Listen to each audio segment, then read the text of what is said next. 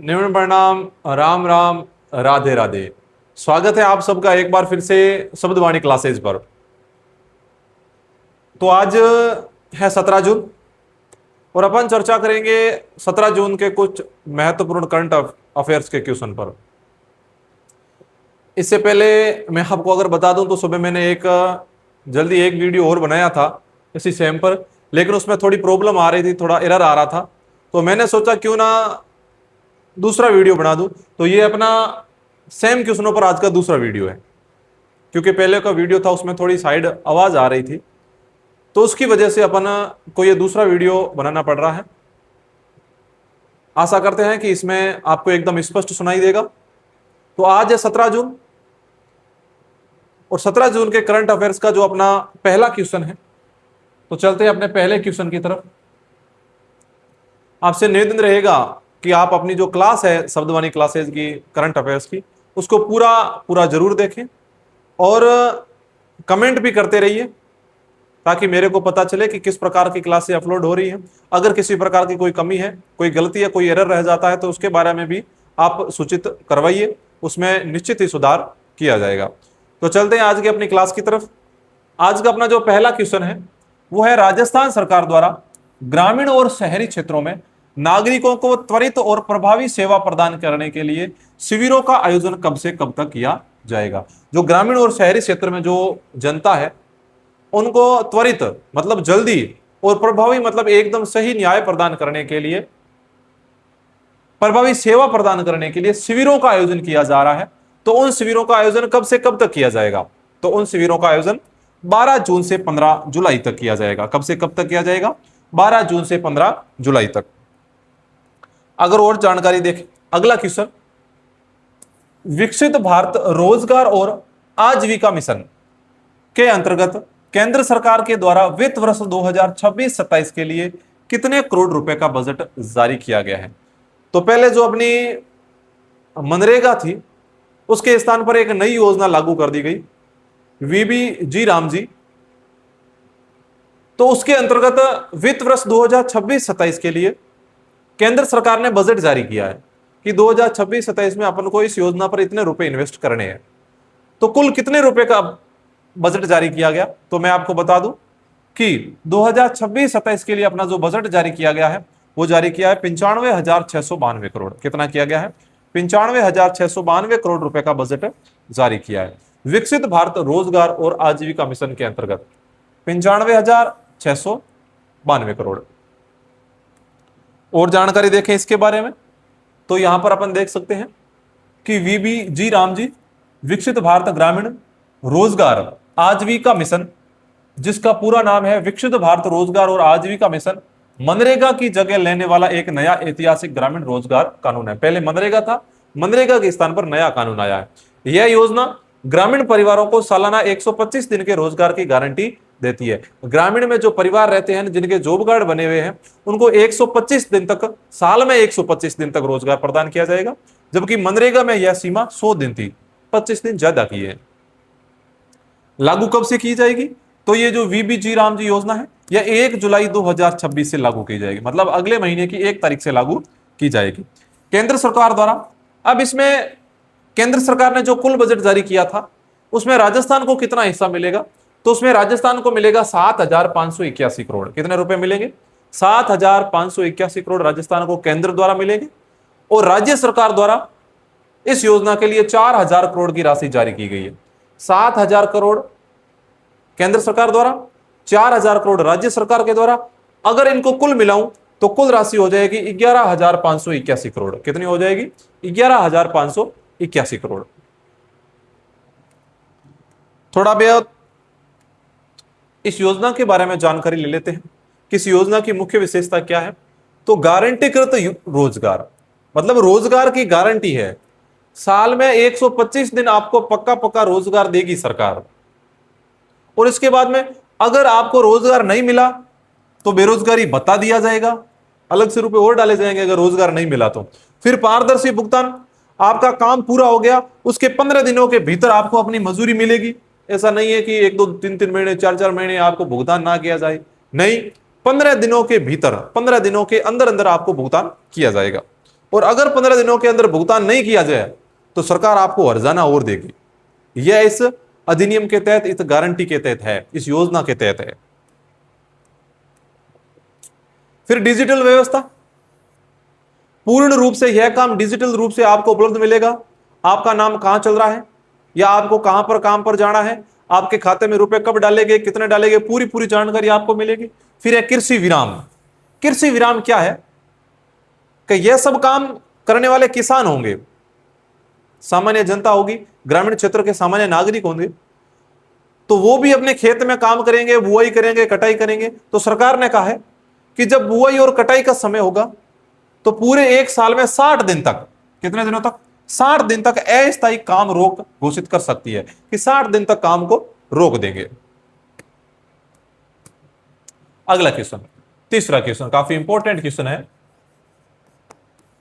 सेई बांध टनल विस्तार परियोजना, एक टनल का विस्तार किया जा रहा है सेई बांध से निकालकर। सेई बांध टनल विस्तार परियोजना के द्वारा सेई बांध के अतिरिक्त पानी को टनल के द्वारा किस बांध तक पहुंचाया जाएगा? जो सेई बांध है, उस सेई बांध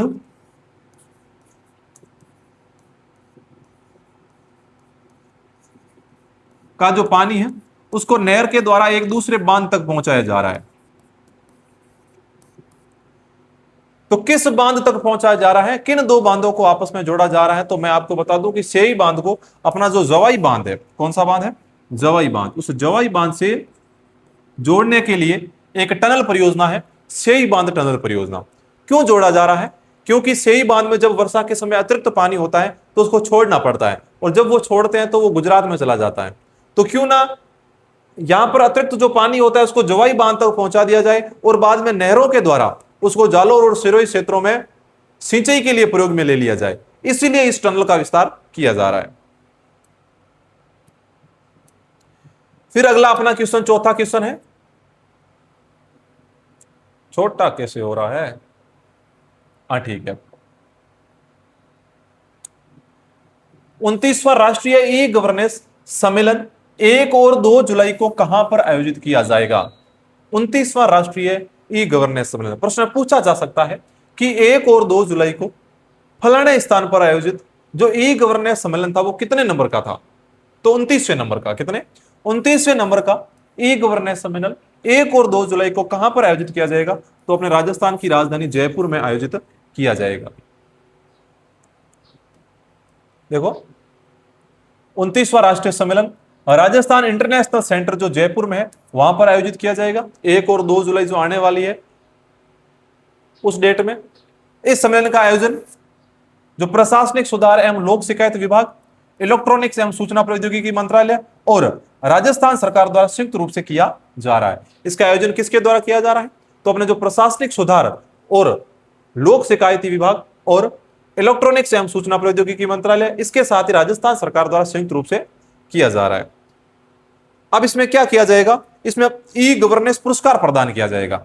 ई गवर्नेंस पुरस्कार क्या होता है कि अलग अलग जो प्लेटफॉर्म है राज्य सरकार द्वारा बनाए गए हैं, केंद्र सरकार द्वारा बनाए गए हैं, उनका क्रियान्वयन जिनके द्वारा बेस्ट तरीके से किया गया है और उन पोर्टल के माध्यम से अधिक लोगों को लाभान्वित किया गया है, ऐसे पोर्टल बनाने वाली कंपनी को या जो नवाचार जो भी लाया है उनको इस ई गवर्नेंस कार्यक्रम के तहत सम्मानित किया जाएगा। तो इसका आयोजन 1 और 2 जुलाई को जयपुर में किया जाएगा।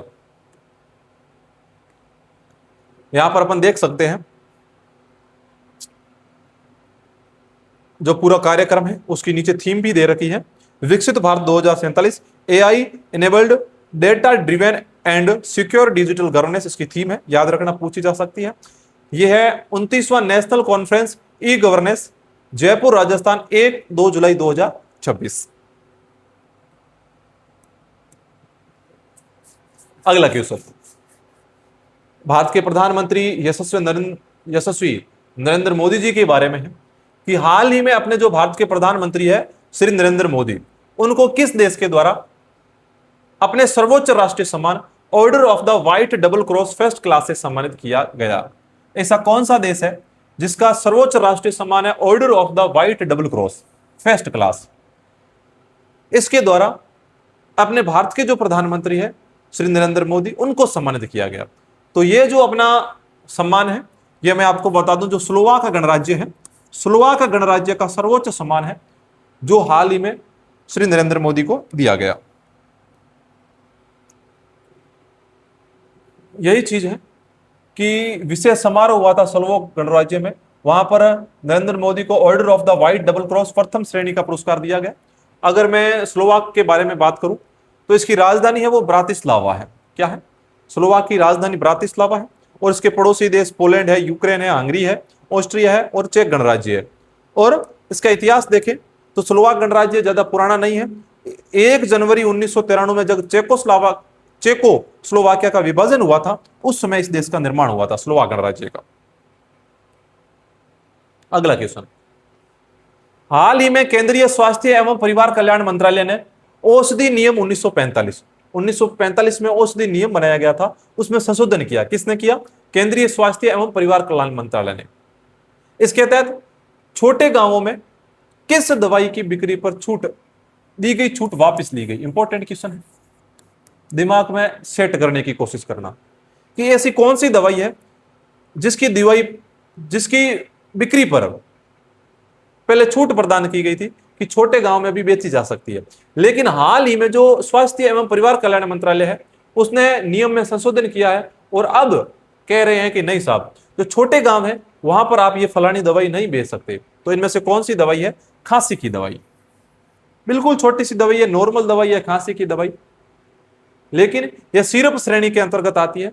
इसीलिए हाल ही में जो संशोधन किया गया है उसमें कहा गया है कि ऐसे गांव जहां की जनसंख्या 1000 से कम हो, वहां पर अगर किसी को अनुमति नहीं दी गई हो, सरकार द्वारा लाइसेंस नहीं दिया गया हो, तो बिना लाइसेंस के आप खांसी की दवाई नहीं बेच सकते। तो देखिए कि औषधि नियम 1945 की अनुसूची के औषधि एवं सौंदर्य प्रसाधन अधिनियम 1940 और उसके अंतर्गत निर्मित नियमों के कुछ प्रावधानों से विशिष्ट प्रकार की औषधियों को छूट प्रदान करती है। कई प्रकार की छूट प्रदान की गई थी। इस संशोधन से पूर्व अनुसूची क्या है कि प्रविष्टि संख्या 13 के अंतर्गत 1000 से कम जनसंख्या वाले गांव में खांसी की दवाइयों की बिक्री की अनुमति थी। पहले तो अनुमति थी, जिसके लिए खुदरा बिक्री लाइसेंस संबंधी कुछ प्रावधानों का अनुपालन आवश्यक नहीं था। उसमें आपके पास बिक्री लाइसेंस हो या ना हो, फिर भी आप खांसी की दवाई बेच सकते थे। लेकिन अब वर्तमान में इस प्रविष्टि है, इसमें से सिर्फ शब्द हटाया जाए, उस कारण खांसी की दवाइयों के सिरप पर यह छूट लागू नहीं होती। अब आप खांसी की दवाई बिना लाइसेंस के नहीं बेच सकते। अगला क्वेश्चन है क्वेश्चन नंबर 7। योग पार्क पोर्टल, एक पोर्टल है योग पार्क पोर्टल, को निम्न में से किस उद्देश्य से विकसित किया गया है? ऐसा कौन सा उद्देश्य है जिसके लिए एक पोर्टल विकसित किया गया है? योग पार्क पोर्टल।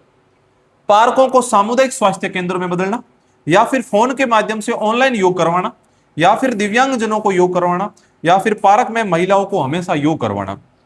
तो बताइए योग पार्क पोर्टल का उद्देश्य क्या होगा? नाम से स्पष्ट है, योग पार्क, पार्क में योग, पार्कों में योग, पार्कों को सामुदायिक स्वास्थ्य केंद्र में बदलना। देखो अपन सिर्फ पार्कों को मनोरंजन की दृष्टि से देखते हैं, वहां पर खेलते हैं, आते हैं, जाते हैं, चाय पीते हैं, किसी के साथ क्रीड़ाकलाप करते हैं, मतलब एकदम पूरा मनोरंजन के हिसाब से।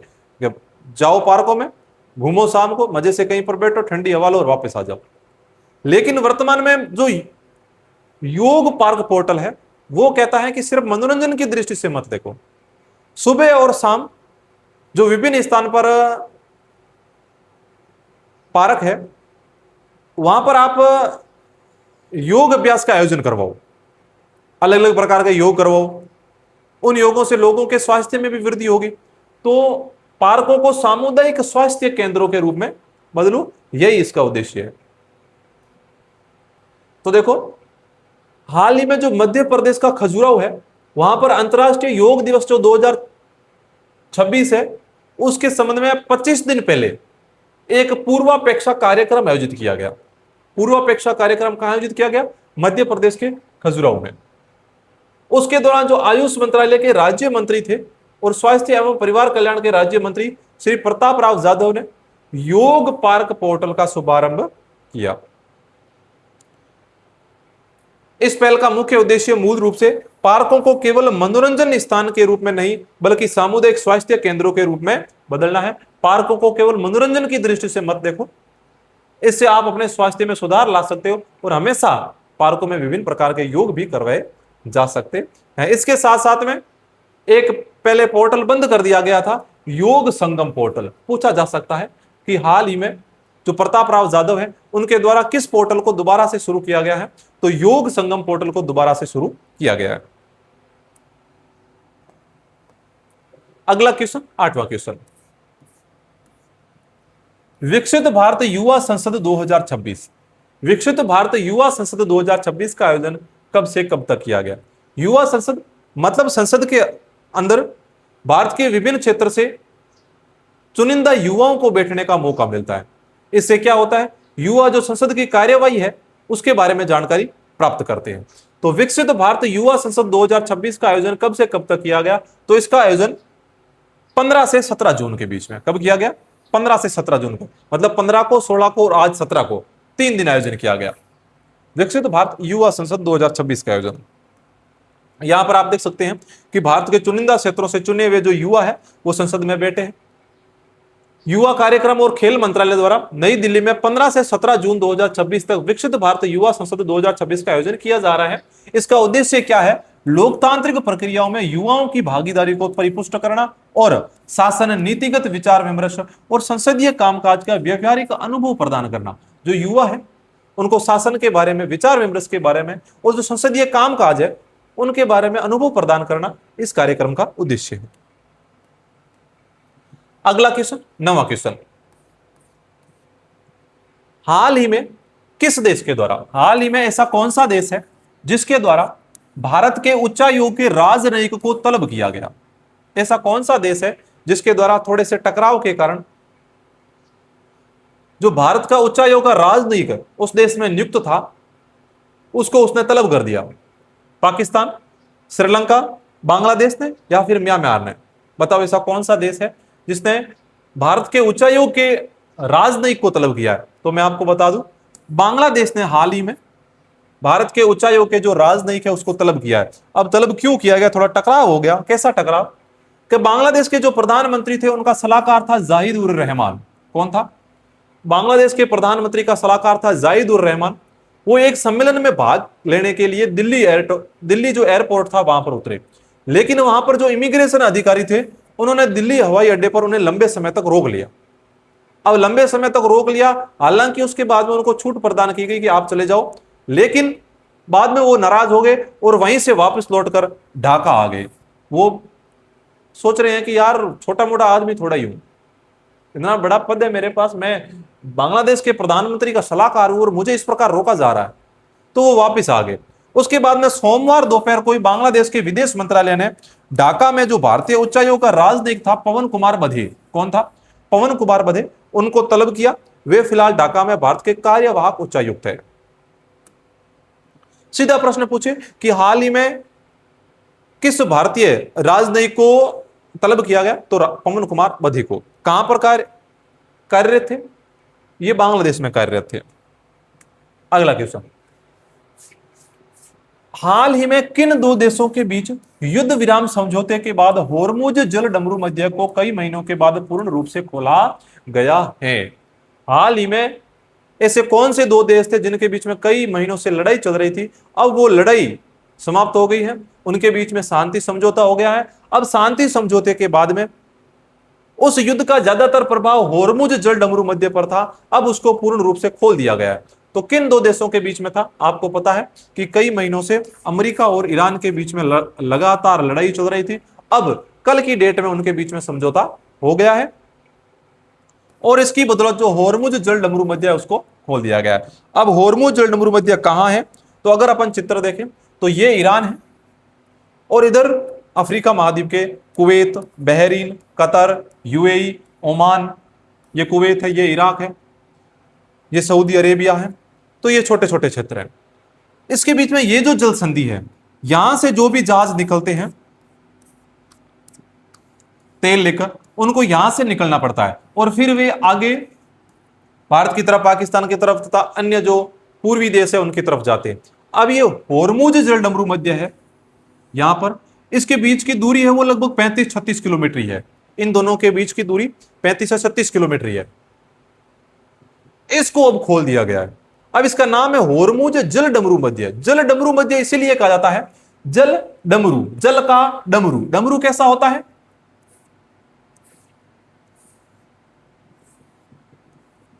ये इस प्रकार का होता है डमरू।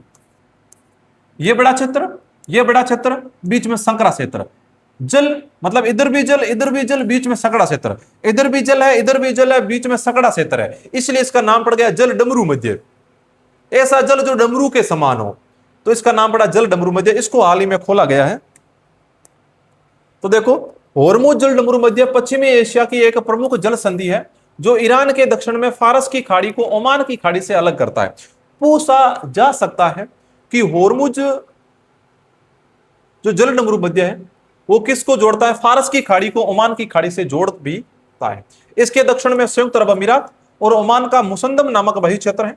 तेल के निर्यात की दृष्टि से यह जल डमरू मध्य बहुत महत्वपूर्ण है, क्योंकि इराक, कतर तथा ईरान जैसे देशों का तेल निर्यात यहीं से होता है। अपने सबसे कम चौड़े स्थान पर इसके दोनों तटों में 39 किलोमीटर की दूरी है।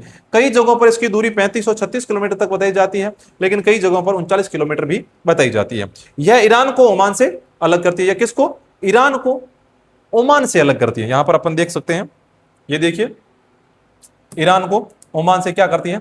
अलग करती है। तो ये आज के अपने करंट अफेयर्स के क्वेश्चन थे, 10 क्वेश्चन थे।